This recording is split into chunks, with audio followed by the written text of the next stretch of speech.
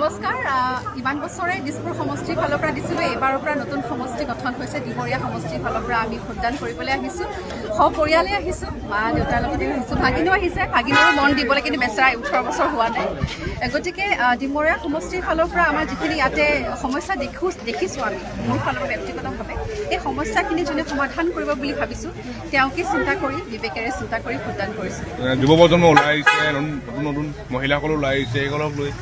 মহিলাসকলৰ আৰু যুৱ প্ৰজন্মৰ অংশগ্ৰহণটো কেনেকুৱা বিচাৰে গণতন্ত্ৰত আচলতে সেইটোৱে আটাইতকৈ ডাঙৰ গুৰুত্বপূৰ্ণ কথা বুলি ভাবিছোঁ কাৰণ এই পৰ্যায়ত এই সময়ত যুৱ প্ৰজন্মৰ যি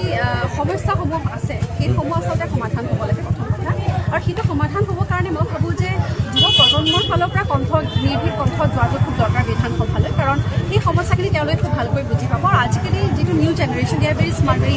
ইণ্টেলিজেণ্ট গতিকে সেই ক্ষেত্ৰত তেওঁলোকে থকাটো আৰু লগতে যিহেতু মই এগৰাকী নাৰী ফেমিনিষ্ট কাৰণে কোৱা নাই কিন্তু বিধানসভাত আৰু